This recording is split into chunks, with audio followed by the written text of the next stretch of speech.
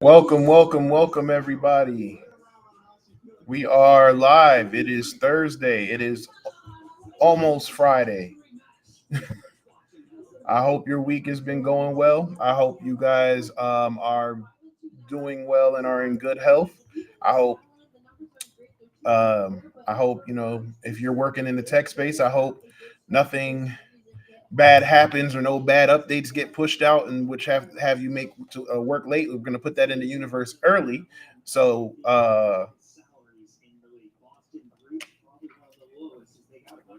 like I said, but welcome back. We are doing this is day 16 of the Appsec Rabbit Hole, and we are live at the Alpha Esports and Technology Center. We are live on. I'm sorry, I'm drawing a blank. There was just a whole bunch going on, but we are live on YouTube, Facebook, Twitch, and LinkedIn. So shout out to everybody watching wherever you're watching. We appreciate the love and support.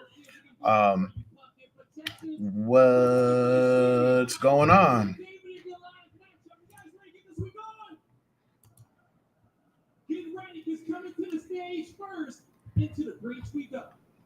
Anything? Anybody?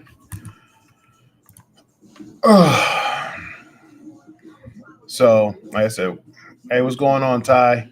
So yeah, man, it's been for me, like I said, it's cool, but I got a busy weekend ahead of me. We got two esports matches. So we got one esports match on Friday. We have another esports match on Saturday. I also have to go down to Atlanta on Saturday. I have to go. Yeah, it's gonna be a crazy weekend. So so although it is Friday, it is also not it's not going to be that much of a weekend for me, but hey, that's what it is. It's the life we chose to be to get to that next level and be successful. So I'm not complaining too much, and if I am, eh, y'all don't have to listen. So let's see, give me 1 second here. I just want to clear a couple things because oh my gosh, why is it being so problematic for me today?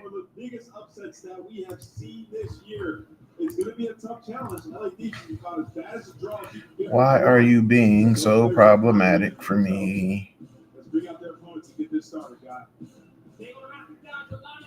I don't know what's going on. Sorry, y'all. Having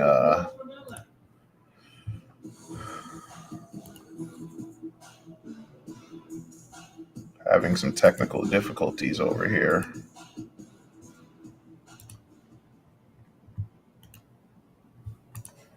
I feel like we should just be able to.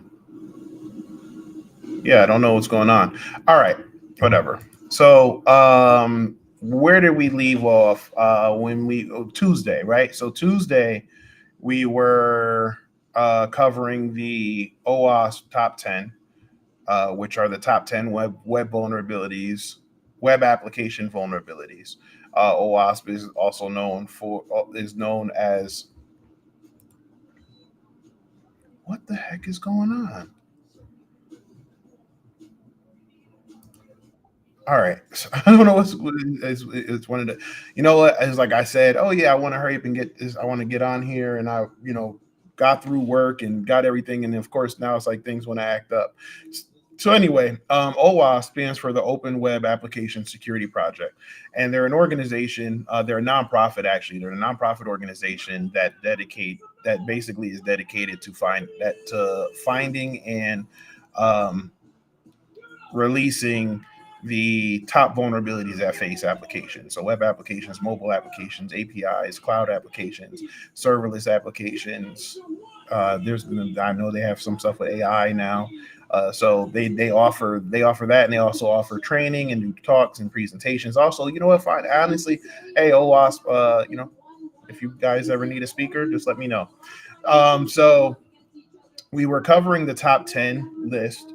We actually got through more than half of the top 10. I think we got to number 7. on Tuesday. So now we have three left. We have number 8, 9, and 10. So just to recap, we have, let's share my screen. Let's share my screen. Like I said, it's one of those days. So we covered number 1, which is broken access control, which is basically anything that allows you to gain access in an unauthorized fashion, whether you're able to elevate your privileges or you're able to bypass security protocols or passwords. Then you have broken. Then you have broken act that. One of the most popular broken access control vulnerabilities is known as insecure direct object references, or IDORs.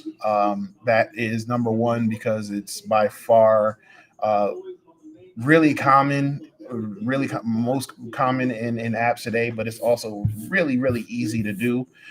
Sometimes it's just a matter of iterating, going up or down a number or letter or what have you. Number 2 is cryptographic failures. So this is a weakness in encryption, or using, not properly configuring your encryption. Then we kind of went through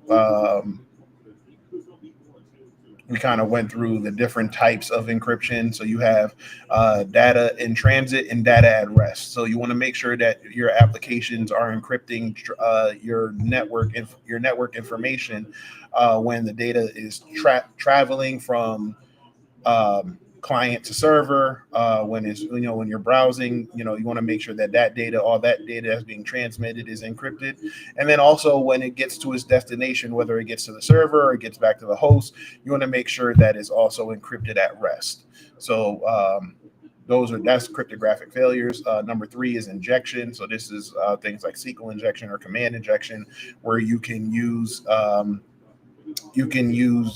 code or commands to manipulate the application to speak to the back end and get information. You can dump databases. You can bypass security, gain access to the systems, what have you. Injection or SQL injection used to be number 1, but now it's dropped to number 3. Number 4, you have insecure design. So this is basically, when from the beginning or of that development of the application or the update or what have you, it wasn't designed with. It may have not been designed with security in mind, or it may not have been, thoroughly thought out. Where are we? Number 5, you have security misconfigurations.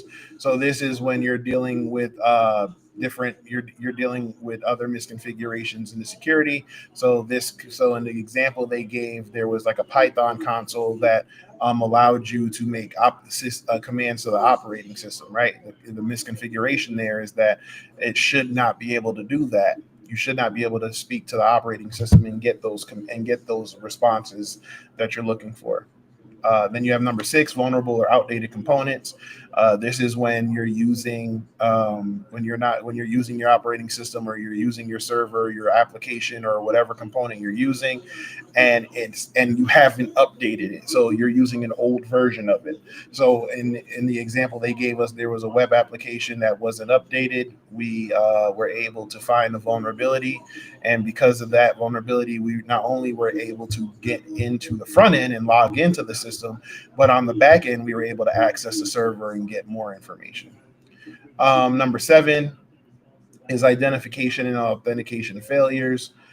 So this is trying to remember what we did here. So this is where you're using brute force attack, or maybe the system is configured with weak credentials or weak permissions on the system that allow you to either guess the password, bypass it, or bypass the security checks.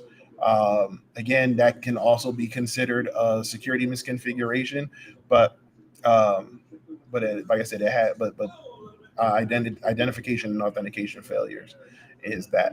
So now we're going to look at software and data integrity.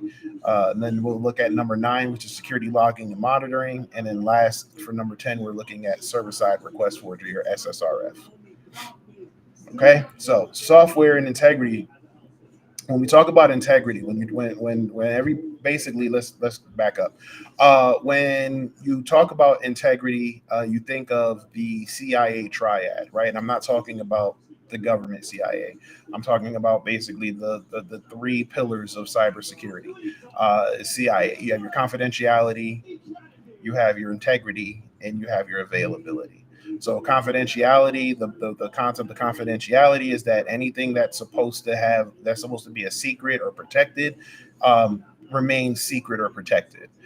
Anything that has the concept of integrity means basically the way however the file was or however the file was intended to be is how it should be at all times, unless it's supposed to change. And then even then, that's what's supposed to happen. And then availability is if a system is if a system is supposed to be available, then the system needs to be available. So let's give a couple of examples, right? So confidentiality, let's say again, you have files and folders that are specific to a user, or they're sensitive files and folders. If an attacker were to gain access to that system and now they're able to dump those sensitive files or any data breach that you've seen ever, that's a break in the confidentiality, right? Integrity, the concept of integrity is, let's say I send a file to Ty. However, when the file that I sent to Ty, halfway there gets manipulated and Ty gets a different message, right? Then the integrity of that is broken, right? And you can test that by doing like hashes and things like that. So if you do a cryptographic hash on a message or an email or something like that. And then when Ty checks that hash versus the hash that he has, it's supposed to match. If it matches, then you know that the integrity is intact. And then lastly is availability. So in the event of a denial of service attack or a server going down, that will affect the availability of that data or that system. So that's the CIA triad. So now when they're talking about software and data integrity, you'll see what they're going to be referring to the fact that the software or the data should stay intact the way it's supposed to be, and there should be protections in place to maintain that the integrity is intact. All right, so TryHackMe says, when talking about integrity, they're referring to the capacity they have to ascertain that a piece of data remains unmodified. Integrity is essential to cybersecurity as we care about maintaining important data free from unwanted or malicious modifications. For example, let's say you're downloading the latest installer for an application. How can you be sure that you're downloading it if it wasn't modified in transit or somehow got damaged by a transmission error? To overcome the problem, you would use a hash, or you would see a hash that was sent alongside a file so that you can prove that the file you downloaded kept its integrity and wasn't modified in transit.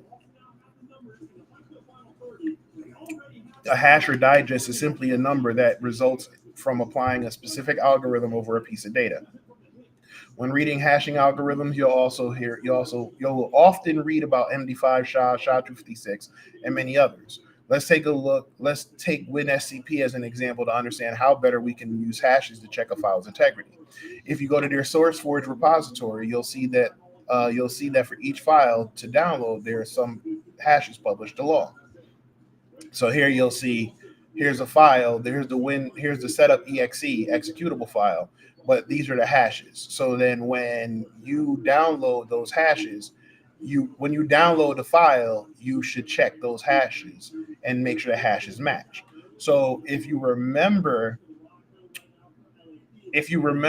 when we set up our Linux box, when I got new SSH keys, to confirm it, I made sure that we checked the hash and confirmed that the hashes were different, right? So in that case, I wanted it to be modified. I wanted the integrity of it to be modified because I actually didn't want to use the same SSH keys that came with the system. So I changed the SSH keys, but then I compared the hashes from the new files, compared them to the old files that came with the system to make sure that they were indeed different. Okay. So here, so now they're talking about software integrity failures. So it says, suppose you have a website that uses third-party libraries that are stored in some external servers that are out of your control. While this may sound a bit strange, this is actually somewhat common practice. Um, Sometimes you'll have, you'll have components or elements of your website that you control but you don't control, right? So but you have their software library included because it provides an added feature. It might provide some added convenience, right? So you don't necessarily control what's in that library. You grab that library from that other resource and include it into your code to make sure that whatever feature or whatever add-on you're trying to have on your application is there. All right. All right, so it says, take example jQuery, a commonly used JavaScript library. If you want, you can include jQuery in your website directly from their servers without actually downloading it by including the following line in the HTML code. So here you see the script source, and they reference code jQuery.com, and then is jQuery 3.6.1, right? So the problem is that if an attacker were to hack into the jQuery repository, they could actually change the contents of that file to inject malicious code. So again, they're not hacking you per se, or they're not hacking you directly, right? They're using that third party, or even in essence a supply chain attack. So if I know you're using a specific library and I can add malicious code to that library, then because you already trust that library to be in your system or on your application, you're not going to do the due diligence and checks because you already did that. You did that when you first added that library to your code repository. At least you were supposed to, I should say. But what happens is if I inject malicious code into that, any not just you, but anybody who is using that library will now be affected by whatever malicious code I put in there, right? So think of it like think of it like no, I mean it's like, yeah, think of it like an app, right? Like you go and you download an app from your app store, whether it's the Apple Store or Google Apps or whatever. Um, and you download the app, and it says, "Hey, do you accept all of these terms and conditions and all of that?" You click yes, and you're trusting the app. That's you basically saying, "I trust this app to run on my system, run on my phone, run on my device." If I were to now be able to access the app from the app side and add malicious code to that app, now whenever you use that app, my malicious code is automatically getting added to your device because you've already trusted the app. So that's essentially what they're talking about there. All right. So now it says it wants us to correct way to insert the library into your HTML code would be to use an SRI and include an integrity hash so that if somehow an attacker were to modify the library, any client navigating through your website won't execute the modified version. So this is the correct way to code that, right? So here you just see it is referencing the source of the code jQuery.com, right? It's just referencing that. To do it securely or to do it the proper way, you're going to have that same source, right? So that source there, but now you're going to have this variable for the integrity hat for the integrity, and what is doing is it's going to check this hash. Okay, so it's going to check this hash. So now, anytime that library is called, or anytime that library is basically activated, it's going to check to make sure that it matches this hash. And if at any given time it does not match, then you'll have an error, it'll crash, whatever the case may be, but you won't, it'll protect you. Okay, so it says what is the SHA-256 hash? So it says go to this hash generator, and we'll go SHA-256, and it says what is the SHA here. So we'll go here, we'll share this screen, we will put this in, and it said SHA-256, right? Yep, SHA-256 hash. So now we'll come back and we'll run the hash. And now we have our hash. So now we'll just copy this, come back over here. We'll share this back, and we will paste, we'll hit enter, and we are good. Okay. So that is software integrity failures.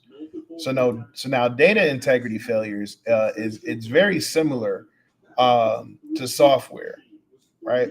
So TryHackMe says, let's think of how web applications maintain sessions. Usually when a user logs into the application, they're given some sort of session token, right? So this can be a cookie, a JSON web token, it could be whatever, right? But those session tokens are what tells the application that you're authenticated and you're logged into a session.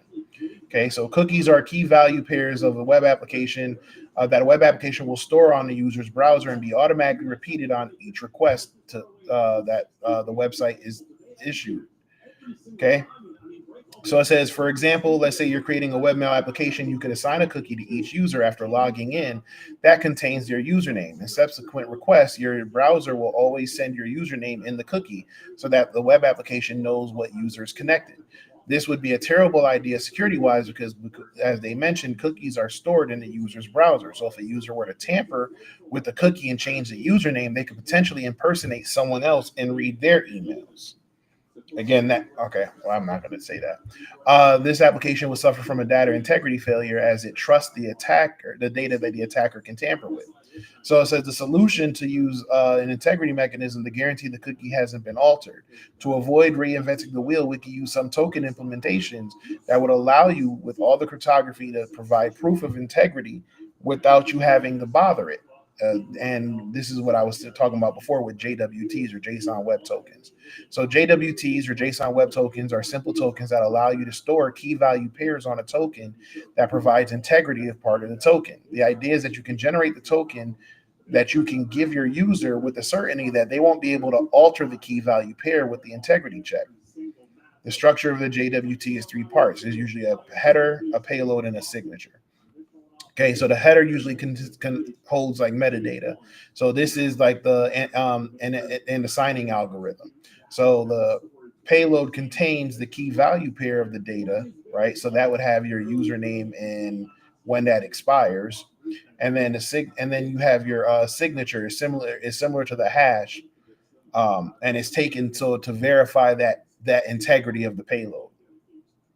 So now if you change the payload in any way, the web application can verify that the signature won't match, right? So this is your signature. If the signature were to change, then in theory, it would check that and have a problem. However, if this isn't configured properly, there are ways to manipulate that, right? Like that's something we'll get into later. I don't want to take up too much time today. Okay, so it says, notice that each of the three parts is simply plain text encoded with base 64. You can use this tool to encode and decode base 64. Try decoding the header and the payload of the following token. So we'll just grab this here.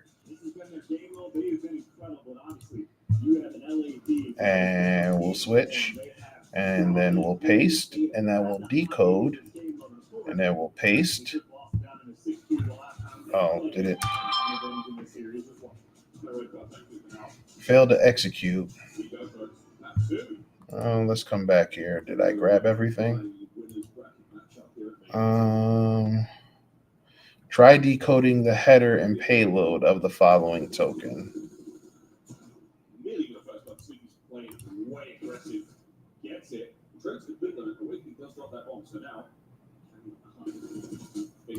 Okay, so I did the signature too.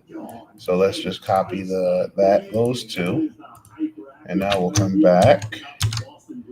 And now here you see we decoded it.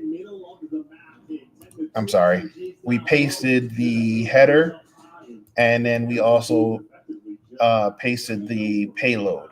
So you'll see that they're separated by a period or a dot, right? So you have the header dot payload dot, and then the signature would go at the end.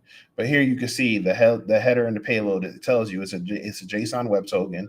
It's using the hashing algorithm of HS256. The username, this is the guess, and then it expires here. Okay.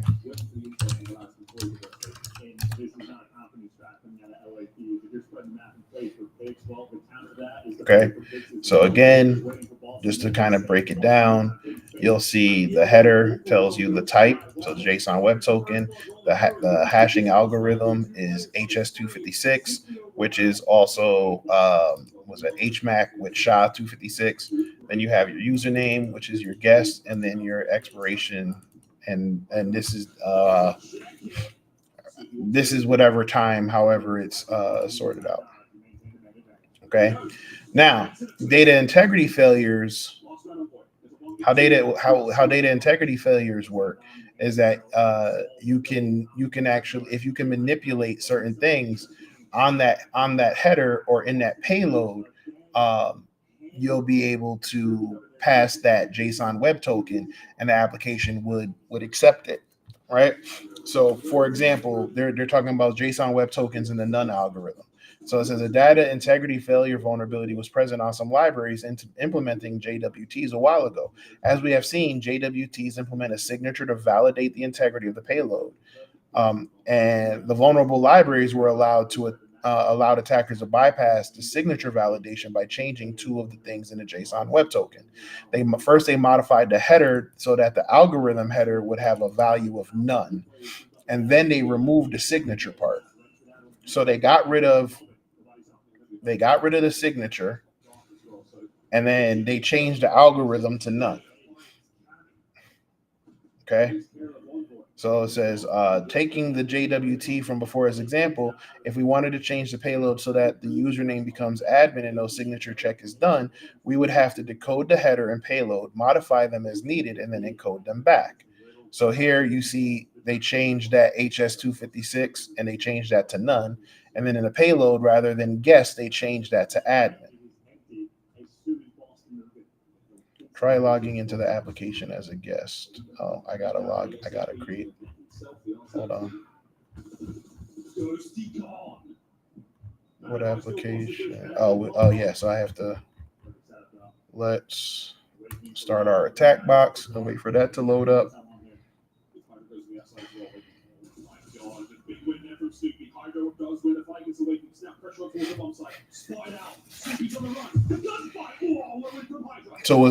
And then what the other thing you can do is you can check. So most times they'll have these protected, but they won't. But there's other ways you can bypass it, right? So for example, you see the none, right, and you see it's all lowercase. But let's say their access control list or their access and deny list have none, just like this. But what if you did it in all caps? Or what if you alternated letters, right? So if you did uppercase N, lowercase o, uppercase N, lowercase e, or uppercase or lowercase N, uppercase o, lowercase N, you know what I'm saying? What if you switched the case stuff around? What if you change that around? Are you able to bypass it then? And believe it or not, that is a thing.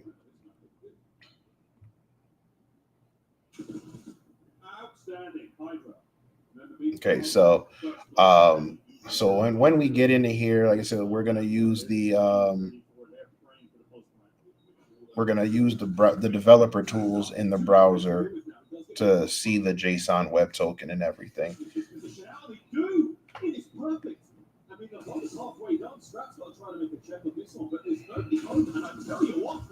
All right, so we are going to go ahead and fire up Firefox.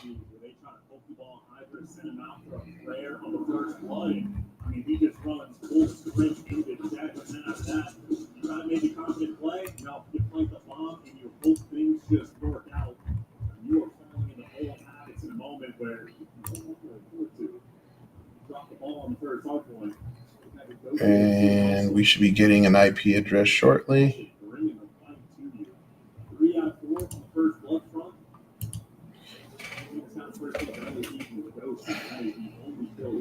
Oh man, it looks like it wants to rain. All right, 37 seconds.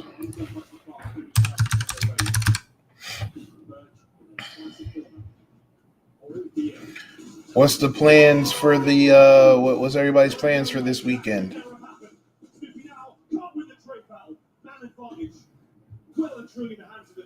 Yo, LA is getting mollywopped.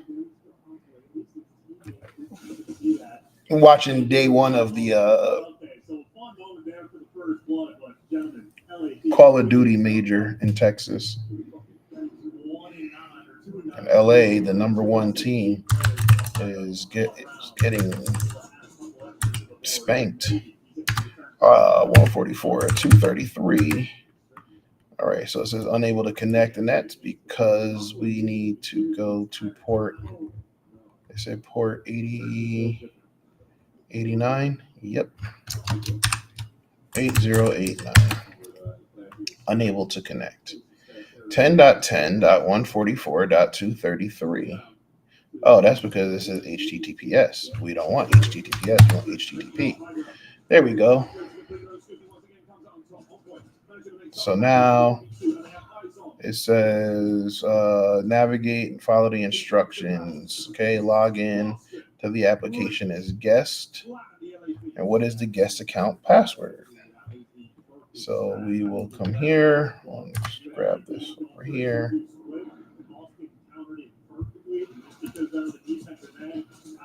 So is it?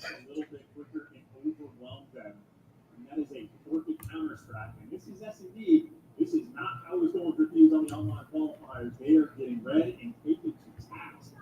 Boston, they have done their homework. Hold on.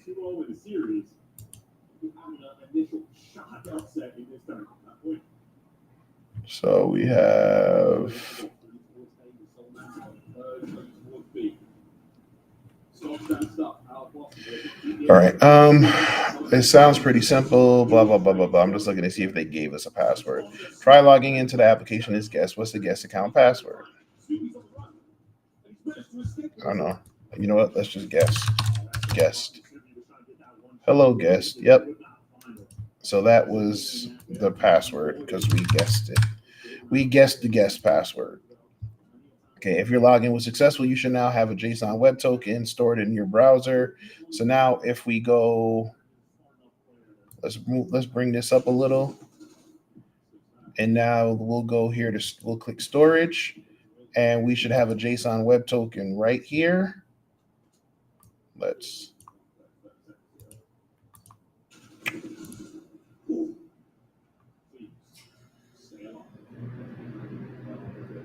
me copy it. Okay, hold on. So if it says if your login was successful, you should have a JSON web token in your browser. So we did that, and then go on your browser. You'll see the following tabs. Sure. What is the name of the website's cookie containing the JSON web token? So that was jwt.session.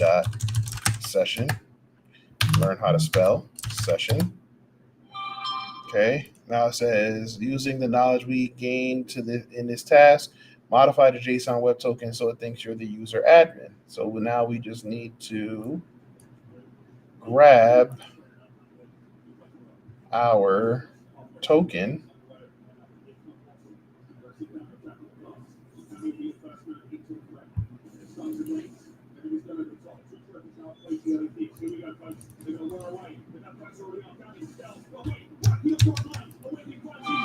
Now we'll copy our token. We'll move over here to our generator. We'll close this and we will, oh, that's right. We have our signature. So we have our first dot. We have our second dot. Let's go ahead and get rid of that. All right. So now what we want to do is, let's do this real quick. I want to grab this signature back. So we'll cut it. Go here. Now we want to change the username to admin. Oh boy. So let's do this. Oh crap. Come on. Think, Davin. Cut.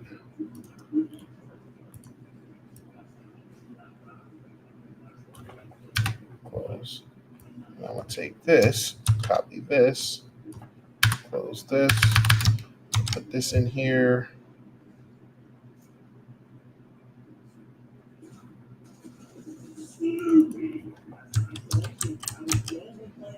That.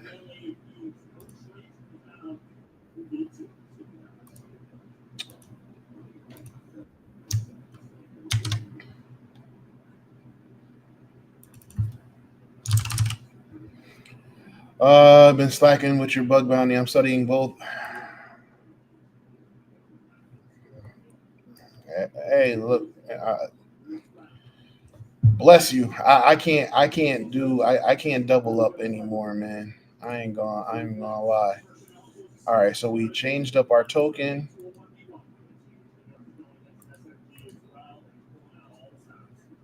Right, so we changed up our token. Let's do this. Come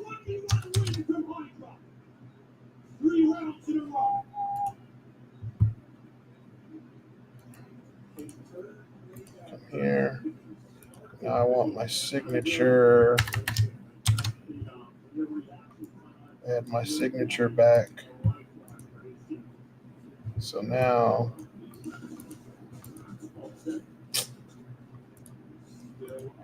oh geez. All right, let's just do this. So now we'll copy this. We'll move back over here, and now we will delete and store.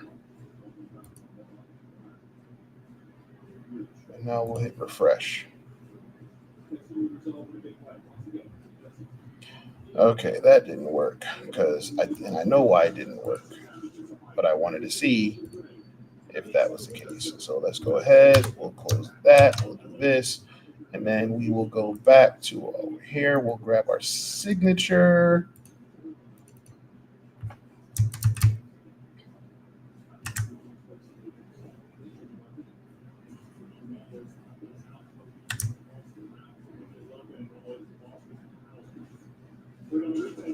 Oh wait, it did take all of that.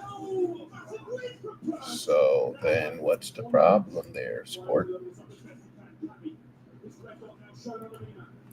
Copy.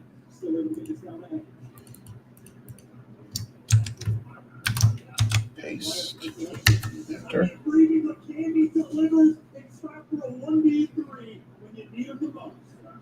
Refresh.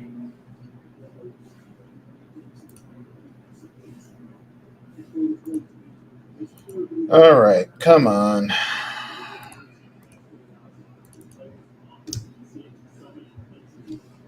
Let me see something.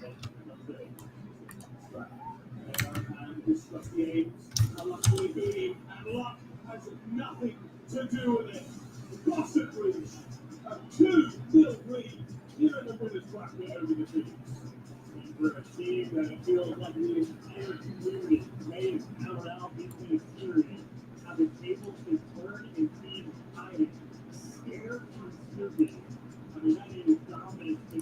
Okay, so then copy this.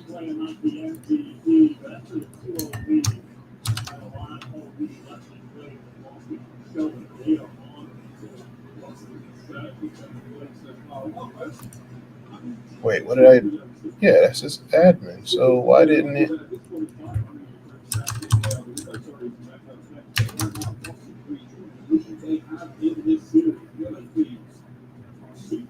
Confused here. I'm confused here. I'm confused here.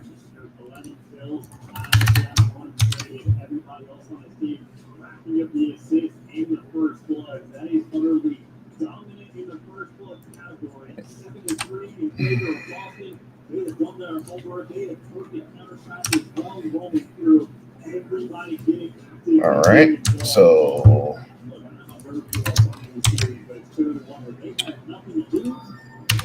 let's see. All right, so all of that matches.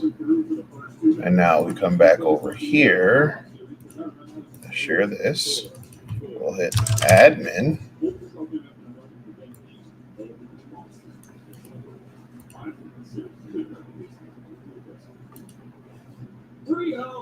Oh, I need my dots.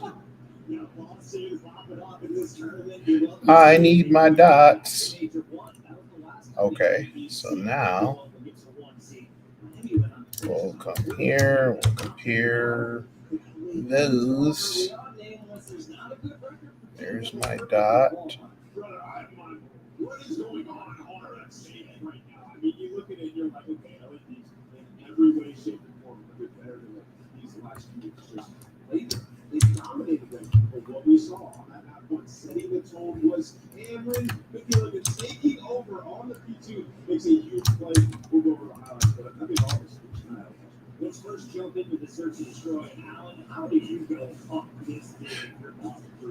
Did I? That's why. I'm sorry, y'all. Sorry, y'all. My bad. My bad.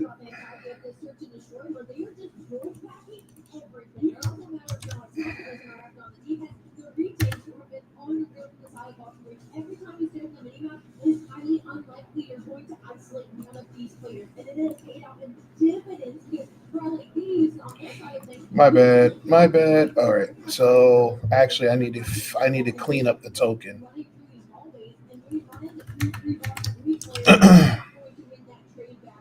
I need to clean up the token.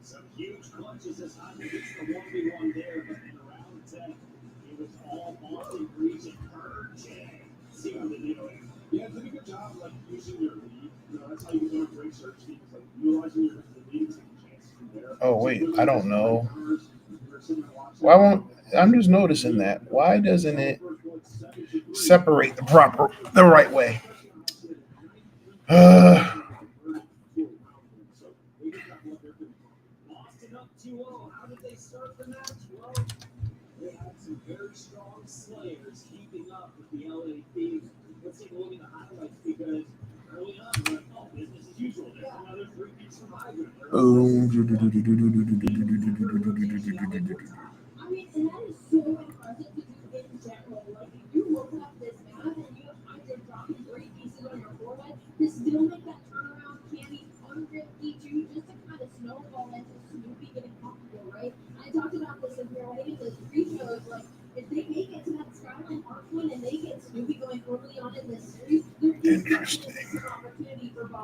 Interesting.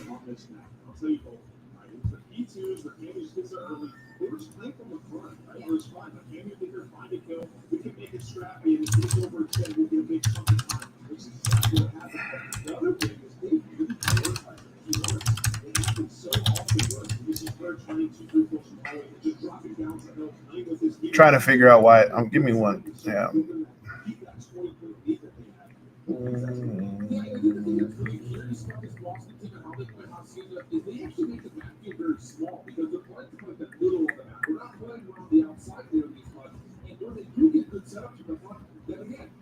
I don't even. I'm trying to just use Cyber Chef and be done with it.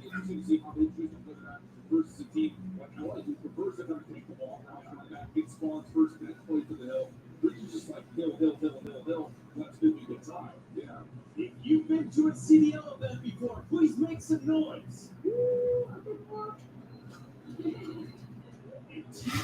Yeah, that's what I'm gonna do. I'm gonna go because I have a feeling we're going to a game 5. We have not done that for LA teams throughout any of the qualifier games. So let's revisit our predictions because Alan, if we don't win the game 5, we're all looking real dumb. okay.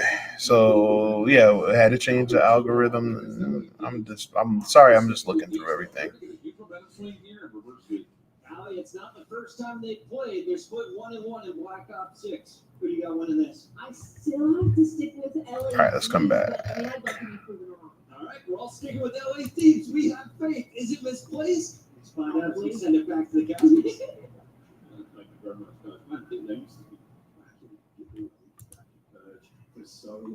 All right, try this again, y'all. So type none, algorithm, yep. Username is admin, we spelled that right. Expiration, all right, great. Fantastic. Do I need to do equal? I don't need to do equal. All right. In the game mode and even on this specific map, I mean, look, on paper, make no mistake, he should be walking away with a series because they have the best objective player on the map in Envoy and the best slayer on this map coming through from Hydra. I mean, 2 players in the top 5 specific to Vault Control. I mean, assuredly, there's no way unless Snoop has something Did to I say. do it wrong? Dropped a 38 bomb in map number 1, got the double-digit kills in map number 2. Here, let's break it down. Let's break it down little by little. So let's do this. So we're gonna go here, and we know that is our header. And then if we go here,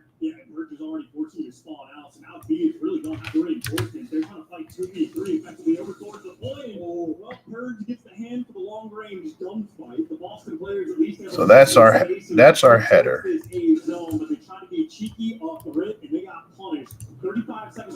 Okay, so we're gonna move this down here, and we know that's our header. And then we're gonna get our footer. We're gonna get the rest of it here by. No, we're getting the rest of it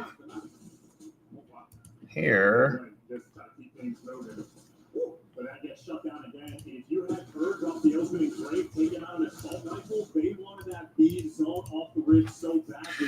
With the browser tools, can't you? Yeah, you can read the request. I'm trying. What happened is, I'm trying. You have to decode it. So we have to decode it, change it, and then change it back, and then add it back. So what's happening is,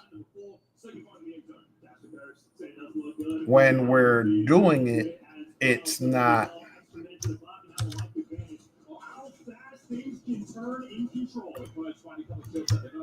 It wasn't taking properly.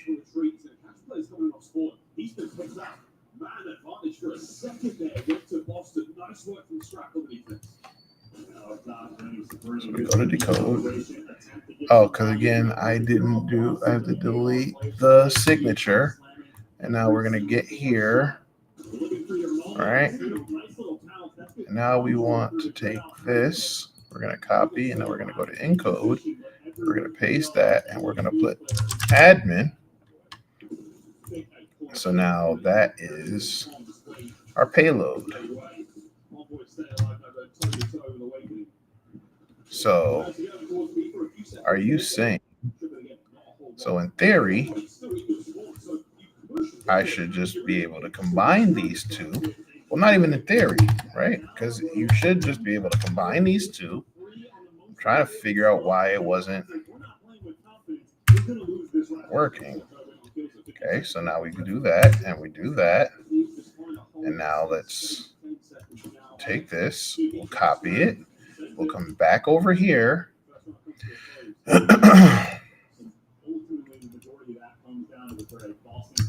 We're going to delete, we're going to hit paste, we're going to hit enter, and we're going to refresh.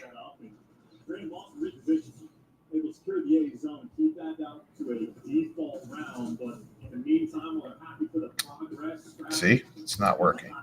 11 kills in a round of control. That is about as good as it gets. Lighten up the kill feed. Making sure he can keep things active for his team. So maybe, okay, so maybe I have to do it with the base 64. Okay, so maybe I'll do it with the equals, which is why I saved this over here. So we'll come back. Oh my gosh, we'll come back to cookies for all. We'll do our username is guest. Our password is also guest. We'll log in.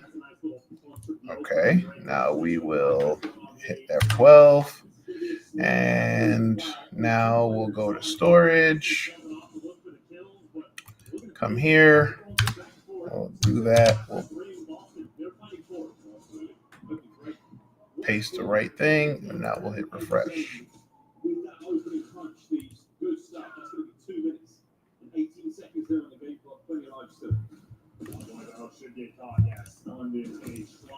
Boston players who's done a great job of at least clearing out the middle of the map. So they're self-in-control. He's got behind enemy lines. He does get taken down, but at least you know you have all the pressure in the world if you're Boston. Everybody for thieves. I mean, that's tough. Oh my gosh, you're being so weird. You're being weird.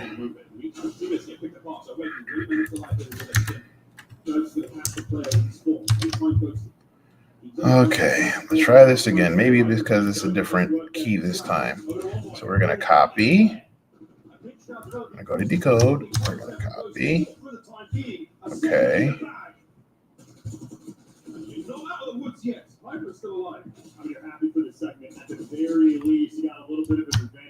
All right, now we're going to copy that. We're going to go back to encode. We're going to hit here.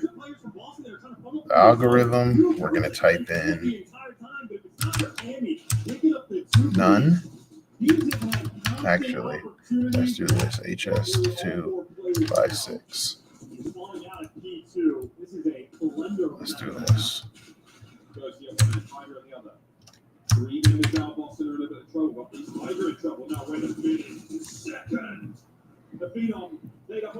Let's do this.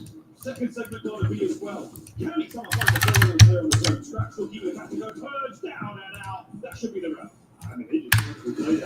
Okay, all right. So now the algorithm, we're going to switch that to none. We're going to copy. Copy that part. Okay, now we're going to take this part and we're going to paste. I don't know, I don't know why it's not working. Okay, so now we got paste. So now that's our footer. So we're going to copy that. We're going to paste that part. So now in theory, I should just have to put all the pieces back together.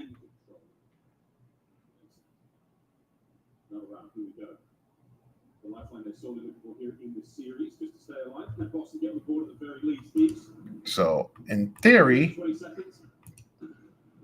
which I don't know why it's not working. All right, so we'll put a dot there. And now we will copy and paste and hit refresh.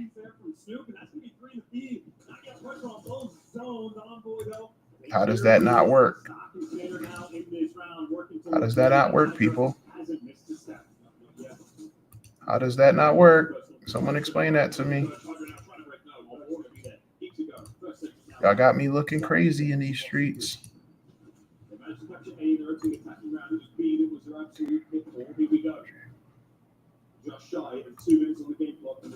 Y'all got me looking crazy. Y'all got me looking crazy. Make sure my dots are in the right place. He's going to be playing for the zone now.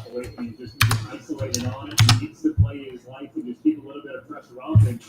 Enter. Refresh. Overwhelmed and gone down. Awakening couldn't give you too much there in that moment. Tied up on the light now. This is crazy. We're going to delete again, and then we're going to come back. We're going to copy, paste, enter. So now, if you look over here,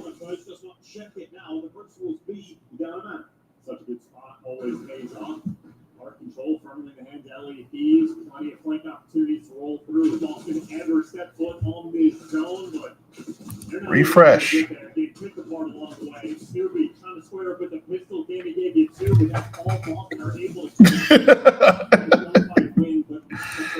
Okay. I'm going to add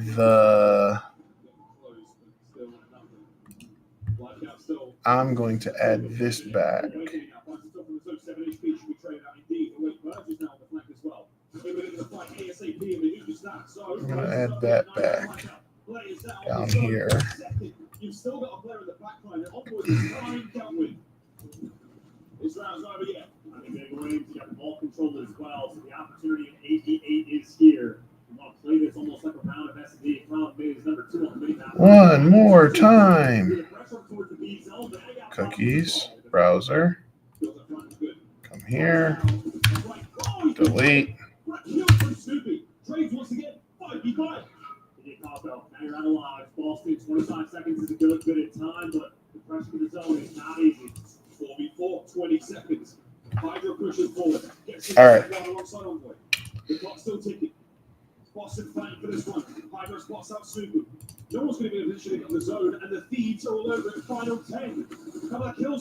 I'm not sure why it's not. Last man awakening, and he's nowhere near the zone. He's nowhere near the kills. Giving me the flag.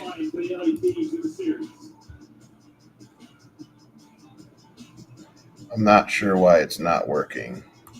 Let me move this up some more.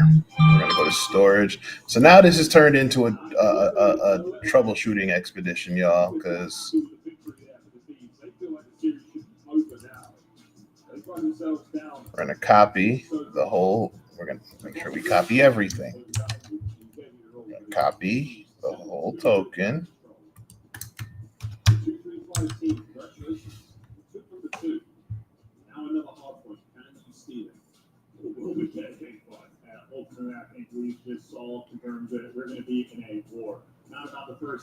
Okay, so it's taking the new token, is it not? It's not.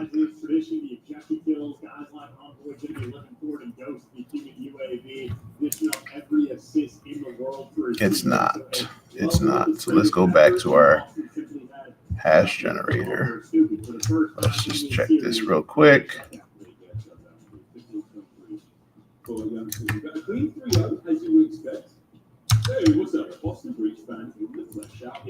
Okay.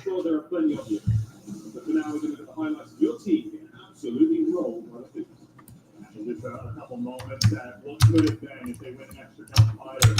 Guys like Scrap change this again to none. Running away from the gunfights, not trading these players out, and come back over here. Any situation they had, and then the offensive win from LAPs was just spawn kill dominance. So they're able to run the life pad out when Boston spent the entire time spawning out over towards B4 rather than back guarding.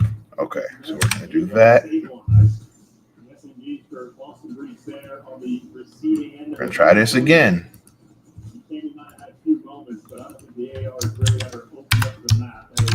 This is why I don't know. Okay. Enter. Refresh.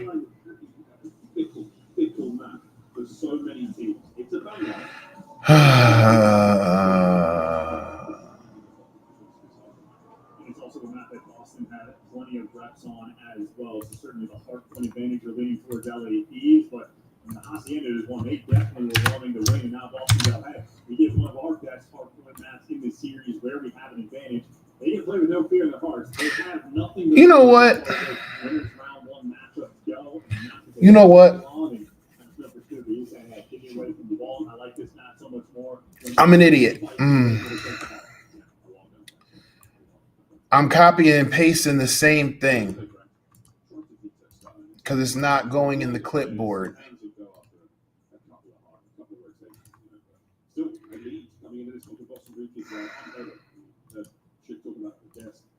Not the best run up towards the nation Boston, but right now, Lance, absolutely. I'm a moron, y'all. I'm a moron. He was the difference maker. Way ahead of rotations, massive individual fights. I'm a moron, y'all. You can just see the brain operating for Bird, and he's able to play on the map. That's what he especially is a standout mode for the And that's probably what happened last night too, or the other night. I'm an idiot. I'm a goofy.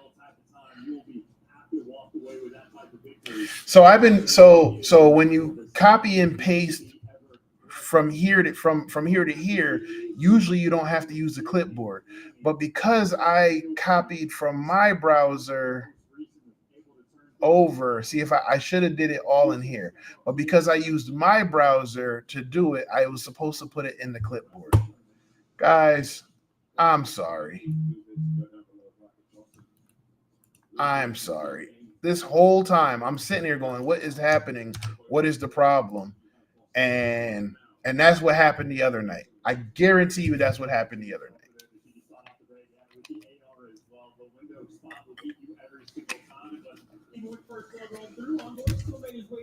So we probably wasted like 30 minutes. Oh, geez. All right. But that's how that's JWT manipulation. So y'all, I had me questioning myself. I'm sitting there going, I know I'm doing it right. And I was copying and pasting the same JSON web token. So I was copying the JSON web token, deleting it, and then pasting it right back because I didn't use the clipboard.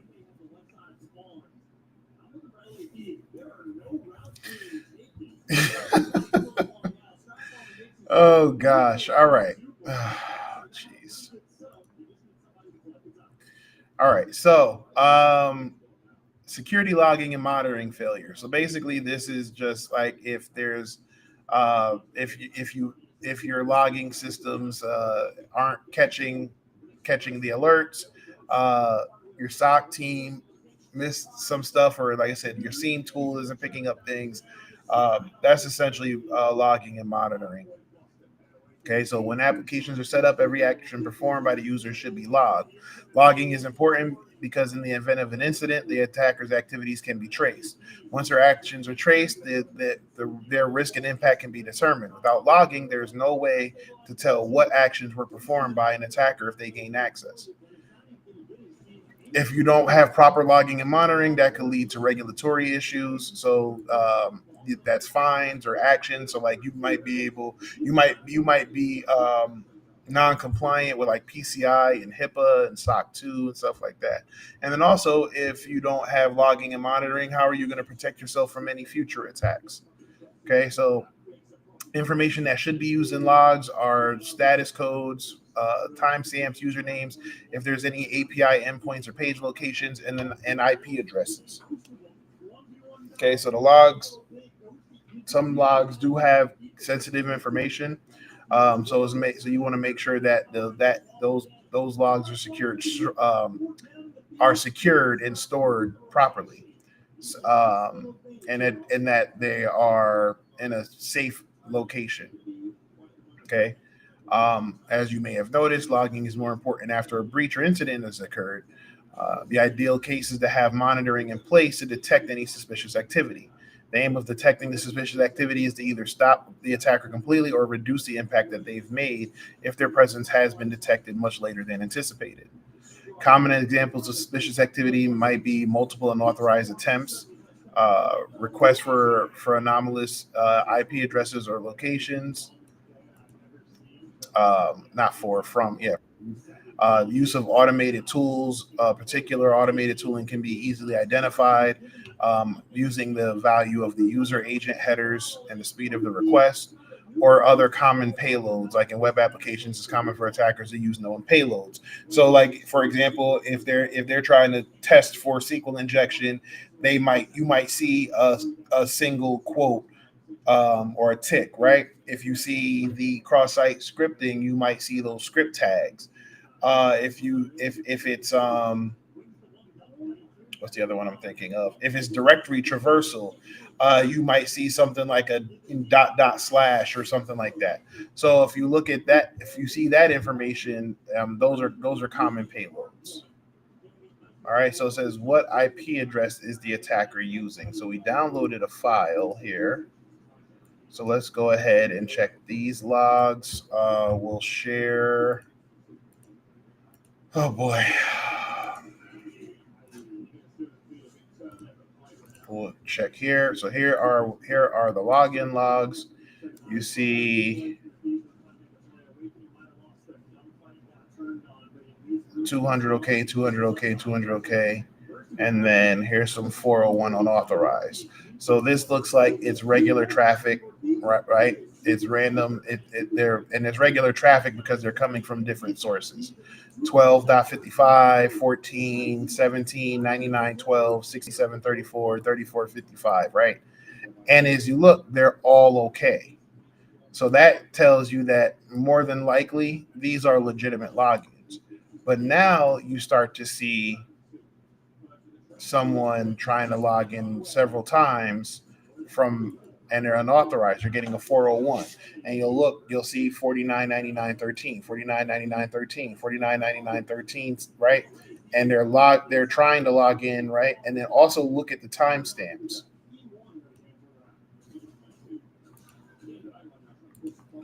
Let's try this again.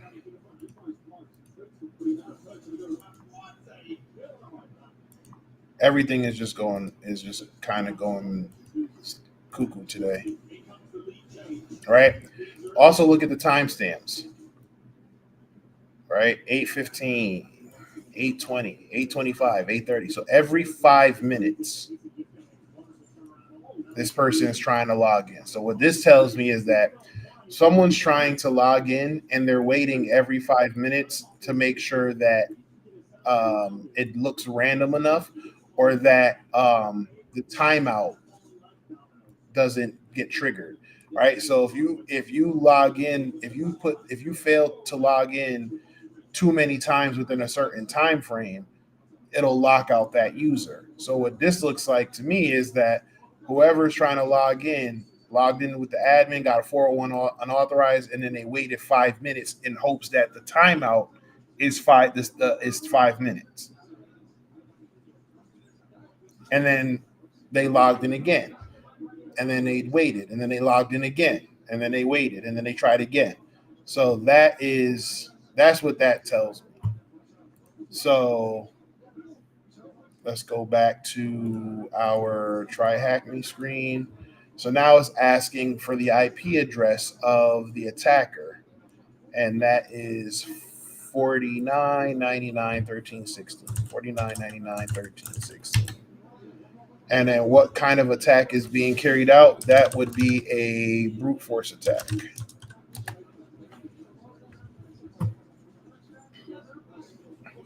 Okay. All right. Number 10, server-side request forgery. So remember what I was telling you guys before. This particular vulnerability, when it first came out, I understood the concept, but I struggled with the practical, so to speak. So I understood that, basically what ends up happening with server-side request forgery is that you're making a request to a third-party server, usually a server that you control, and to get that information, right? So you said you could set up a server, you could set up nothing crazy. You set up a simple server, and you're able to add that into the web request and get information. Okay, so I understood that, but it for whatever reason, it wouldn't click on the practical side. Like I said, it took a while for me to understand it. So, okay, server-side request forwarding. It says this type of vulnerability occurs when an attacker can coerce a web application into sending requests on their behalf to arbitrary destinations while having control of the contents of the request itself. SSRF vulnerabilities often rise from implementations where a web application uses a third-party service. Think, for example, of a web application that uses an external API to send an SMS notification to its clients. For each email, the website needs to make a request to the SMS provider's server to send the content of the message to be sent. Since the SMS provider charges per message, if they require you to add a secret key, which they pre-assign to you. To each request you make to their API, the API key serves as an authentication token that allows the provider to know to whom to bill each message. So here's a quick diagram. So you see the URL, my site, SMS server, and the server is server3sms.thm, and the message is hello. Then it gets that request, and then it sends that query to server3sms.thm and to the API, and it says send this message hello. Okay, so now from here, that query gets sent to that server3sms.thm. Okay, so what happens is the application exposes that server information or that server parameter to the users, which defines the server name of the SMS provider, which was that server3sms.thm. Your web application could happily forward the SMS to the attacker instead of the provider. So as part of the forwarded message, the attacker would obtain the API key, and that would allow them to use that SMS service provider to send messages and have you pay for it. So basically what happens is instead of the SMS server being server3.sms, the attacker changes it to a server equals attacker.thm.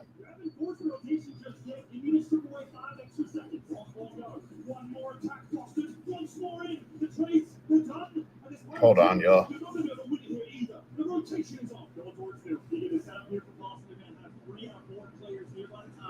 All right.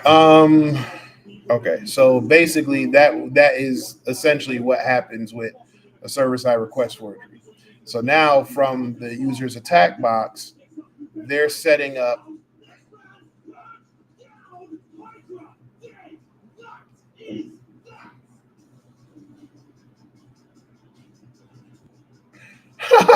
That's crazy. Okay, so now they set up a netcat listener, and then when they set up the netcat listener, any request that gets sent, now you see they're getting the contents of those requests. Okay, so here it tells us to go to port 8087.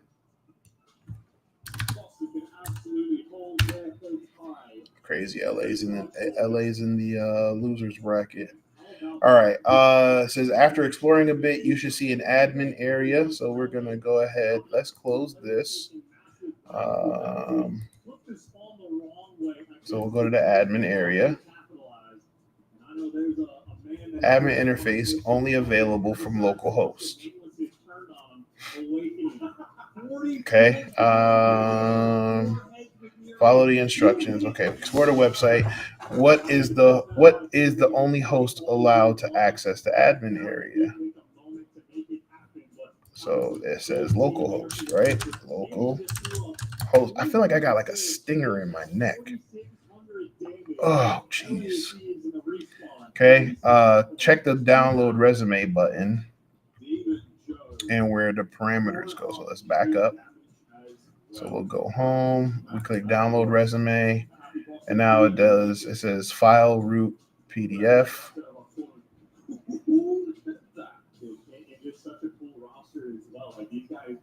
So it goes to file. Okay, here we go. File, root, down.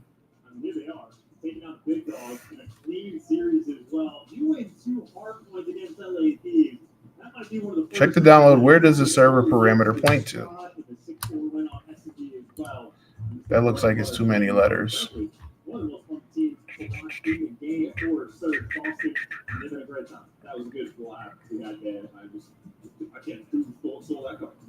That's because we're looking in the wrong place.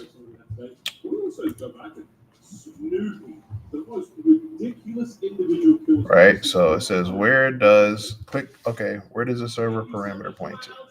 So we'll dismiss that, and we'll go ahead and go back to our inspect element. Let's bring this up. Come back here. I know you want to kind of close it out. Talk to me about what's going on in the count, what's going on through your head, trying to get that final hard point in those last few seconds. Yeah, I mean, coming into this match, we knew it was going to be a close game. You know, it's a great team, but we just expressed it like ourselves, played our game.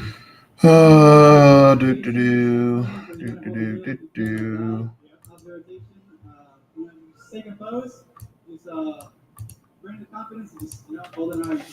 Wrong site. Thank you. All right, so now let's go here. We'll hit the download resume.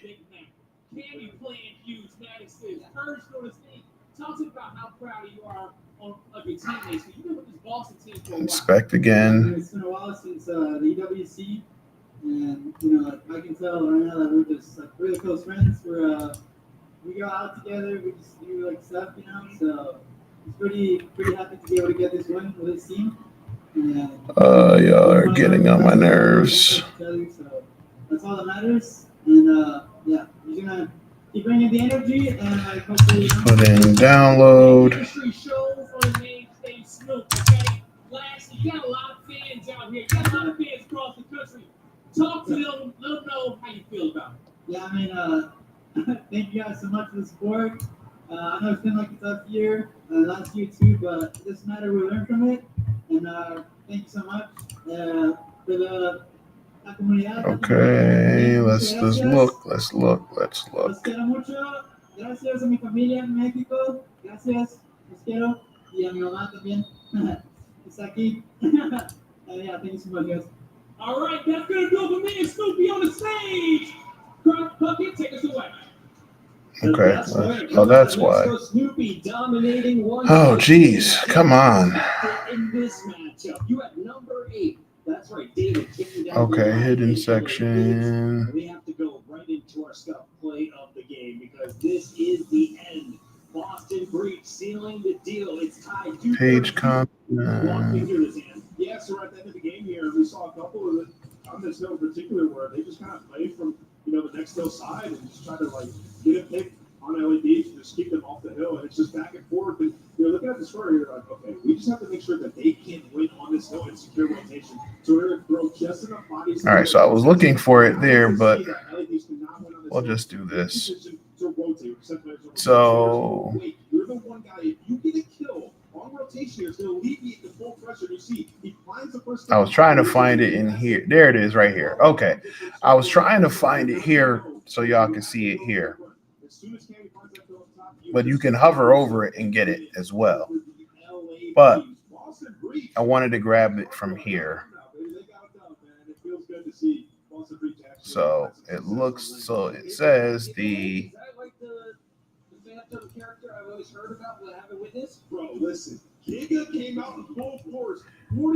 check the download resume button. So again, we're going to make sure that we copy and paste.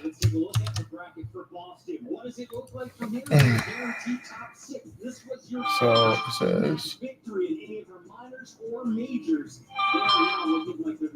where does the server parameter point to? Secure file storage.com. Securefilestorage.com. Hold on, y'all.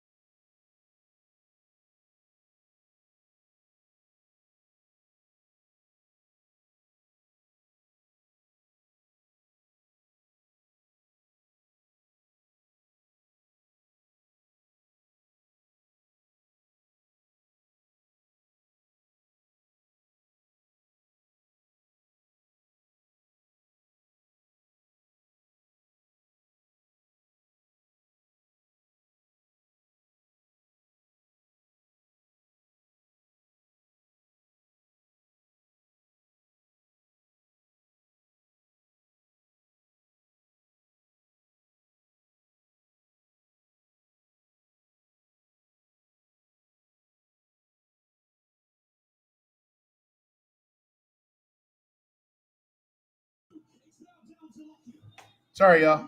I'm back. Okay, so now it says we need to make the request. So what we're going to do now is we need to change the information and give it our information. Okay?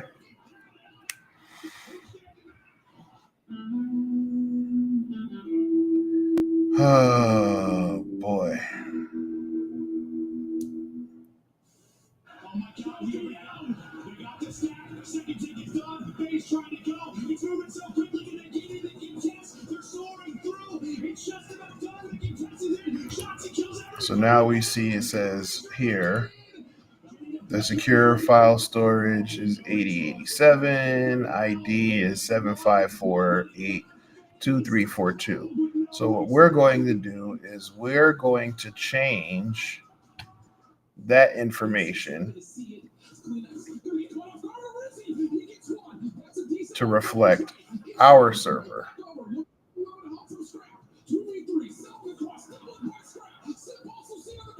Oh my gosh.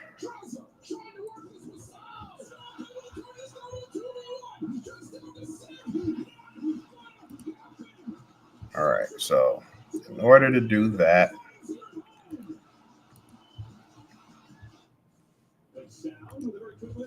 sorry, I had to get a little frustrated, just a little frustrated, just a little bit, frustrated.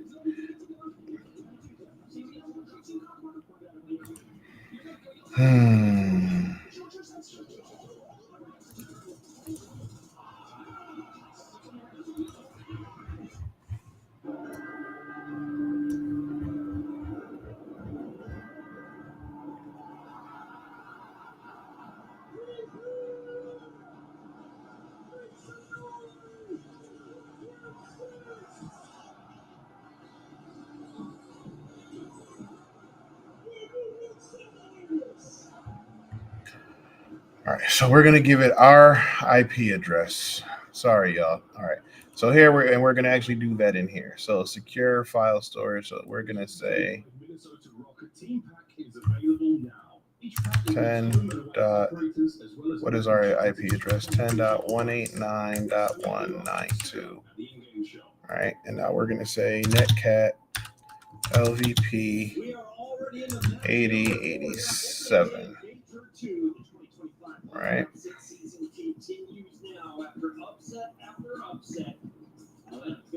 Trying to avoid the curse that is plaguing Allen, Texas. They are the higher seed in this fight. On the other So side, now we're gonna go here.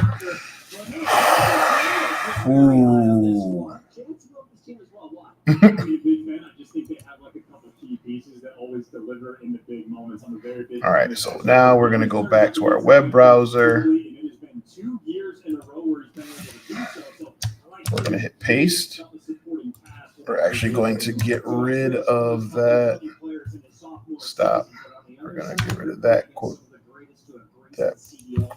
there, and that quote there. That looks good. So now, if we have our set this to listen, we should hit enter here. In this series, specifically in that search and destroy. Both these teams kind of sitting middle of the pack. Atlanta Phase have felt a little bit. Okay, that's not working again. Let's close this out.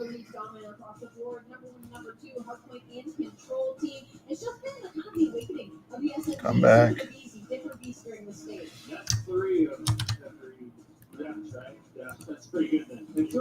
Oh my gosh.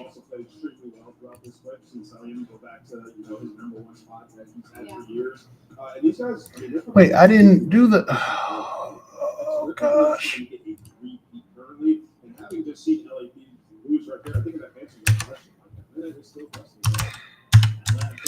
just gonna type it out because I don't know what's happening right now.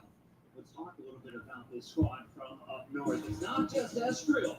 Gio is putting down huge numbers. You saw Paul X be a difference maker.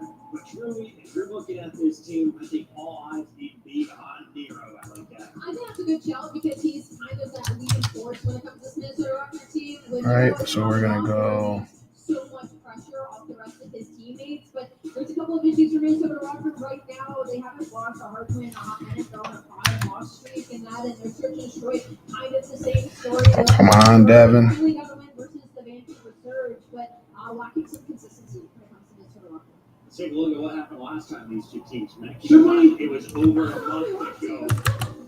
10. Try this again. 10.10.189.192 on port 8087. Right. Now we'll go here. All of that looks good. That doesn't.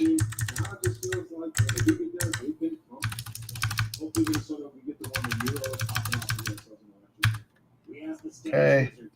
So now we hit enter. Oh my gosh.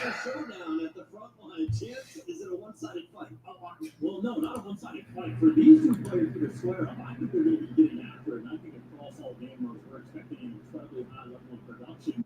I think if Israel brings his A game, they still have the advantage. It's really about the supporting cast from Minnesota.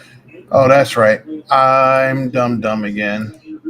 Because it said before that it couldn't be that it had to be localhost 8087.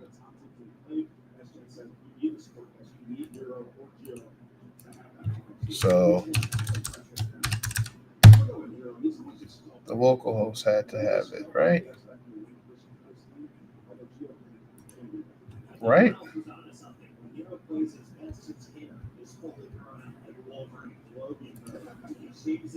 Localhost 8087/admin.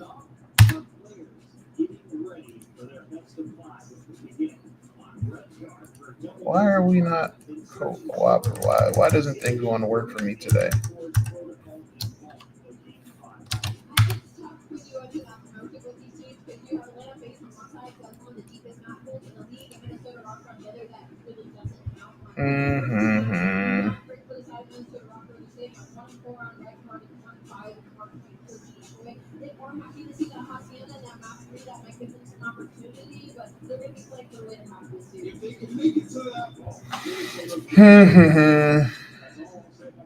We just saw like absolutely last series. Did it matter? It did not. Boston just did the impossible. Minnesota, I can see that take some good.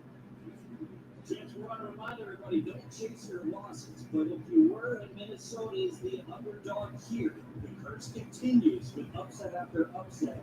How did they get it done in your eyes? Again, fine. Literally, they're going to have to get to that all S&D recon question in the protocol option as well. Might be another one to slip through. Unlike the second half of the series, going to the 16-point out of the protocol, you had faith in this one. No, I was right the first time.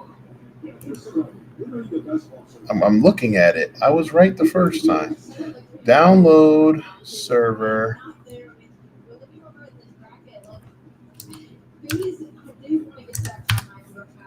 10.10.189.192. Port 8087.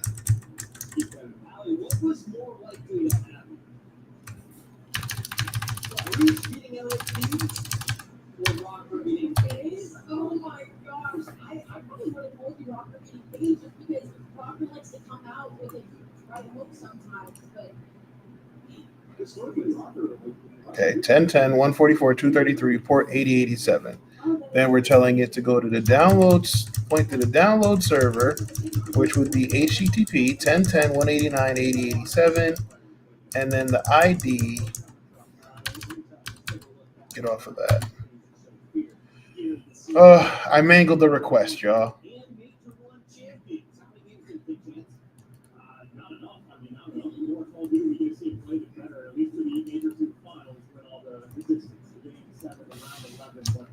I hate not using my stuff. All right, you won't need a flag to progress in this room. Go an extra mile. There's a way to use this SSRF to gain access to the site admin.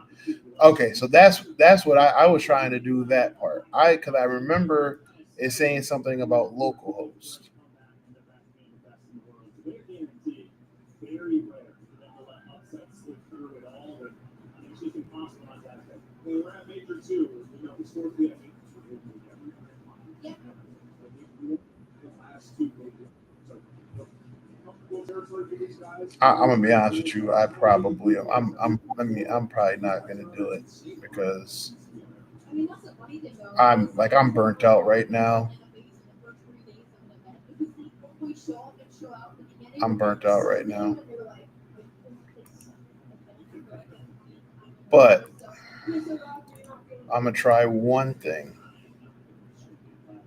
Right? So we know we got that. All right. So let's get rid of this part. We know we're here. Localhost and ID, right? And it has to be localhost. And then that was port 8087. And that's an admin user. Right? And the ID. So now if we hit enter.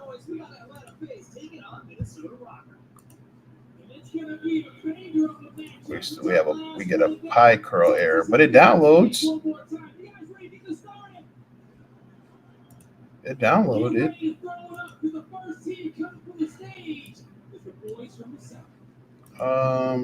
Do we need to separate that?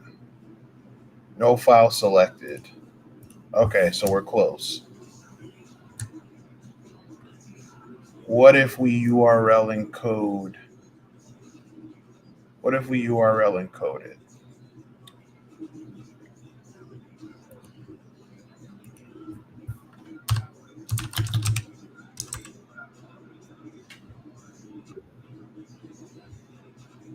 Stop with the Google the Google crap. Fantastic. Great. You use cookies. Good for you.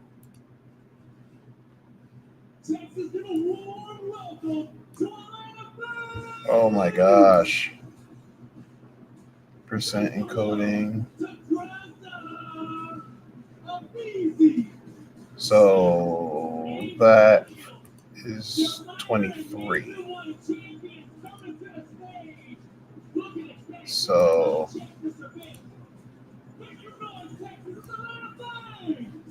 percent 23.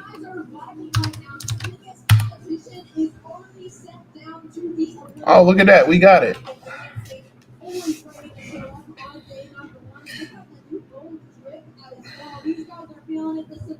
So I was thinking of, this is the path I was going down before.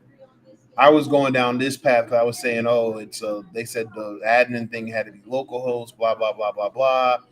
So I was slowly going down that. So I deviated from the original path, which was right.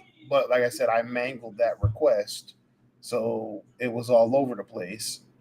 And then I said, okay, well, then I switched it off. And then I said, it's localhost. Then I checked the localhost thing and I worked through some of it. And I was like, okay, no. But then I looked back and I was like, no. I actually have to make it talk to my server for the SSRF. So, but we got it.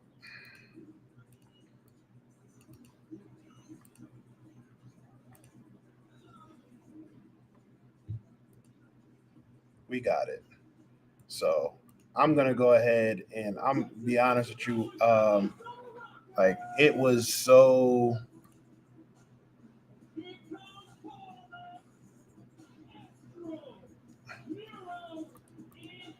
Things were just so stressful.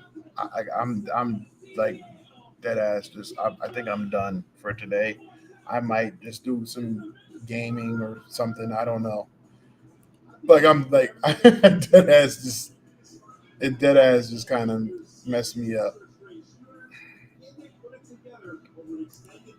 Oh my gosh. So I hope y'all are having a good weekend because, like I said, because for me it just kind of got stupid. So we'll come back Monday. And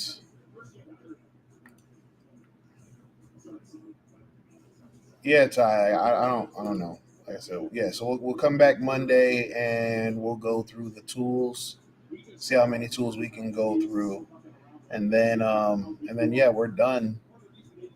We're done with this section because I don't think we said we're not doing any of this right now.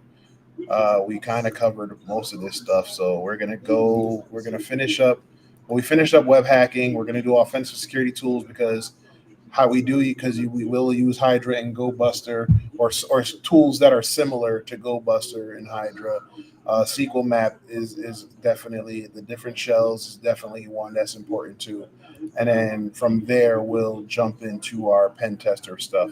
So yeah, I'm gonna drop off. Uh, Tomorrow we have a match. Hopefully, we'll have opponents to play against, and we'll be streaming. So check in live for that at 4:30. We'll probably do some stuff. We'll do few things afterwards, and then we'll also be streaming on Saturday. So go ahead. You guys have a good night, and I will talk to you guys later. Take care. Excuse me, do you have a reference? Huh? Do you have a reference? Yeah, back there. Okay.